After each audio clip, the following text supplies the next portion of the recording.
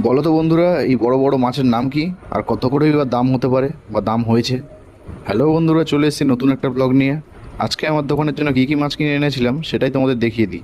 নিয়ে এসেছিলাম ফ্যাসা, কয়রা, পমফ্রেট, চিংড়ি, তেলাপিয়া আর রুই মাছ। আর বড় বড় মাছগুলো ছিল তেলাপিয়া মাছ, যেগুলো আমি আজকে আনিনি। তবে তার দাম জানতে গেলে আমার আগের ভিডিওটা তোমাদের দেখতে হবে। শ্রাবণ মাস চলার জন্য অনেকেই মাছ খাচ্ছে না, তবে এই বাচ্চাটি শুনবে না, তার বাবার কাছে আবদার করেই যাচ্ছে যে আজকে মাছ নিয়ে যেতে হবে। আর আজকে মাছ ঢালার পর দেখলাম নতুন একটা মাছ এসছে। এই মাছটার নাম কি কেউ বলতে পারবে কি? আমি ঠিক নিজে জানি না। মাছের দোকান চালাতে চালাতে অনেক মাছই চিনতে পেরেছি, কিন্তু এই মাছটা দেখছি এখন করে নতুন আসছে।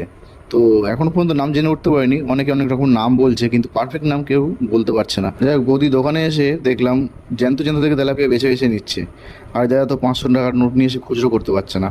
সবাই এখন 500 নিয়ে চলে আসতে, খুচরো দেবো কীভাবে? কাকি পছন্দ করে নিল জ্যান্ত থেকে রুই মাছ, আর দাদাটি ফোন করে বলছে যে ভালো ফ্যাসা মাছ আছে। তারপরে দেখলাম দিদিরা এসে জ্যান্ত তেলাপিয়া, জ্যান্ত রুই বাছাবাছি শুরু করে দিয়েছে।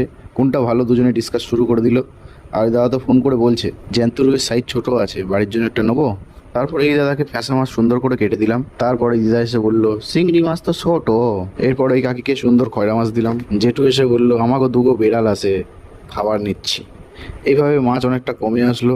আর বসে বসে এই জেঠি বৌদি দুজনে দেখছিল কি মাছ নেবে। এরপর দোকান থেকে উঠে কিছুক্ষণ আমি ঘোরাঘুরি করলাম।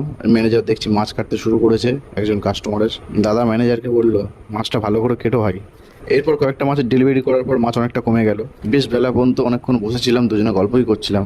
হঠাৎ জেঠি মাছ এসে বললো যা মাছ আছে আমাকে দিয়ে দাও। সেই মতো মাছগুলো কেটে বেছে সব দিয়ে দিলাম। তারপর আজকের মতো এখানেই টাটা।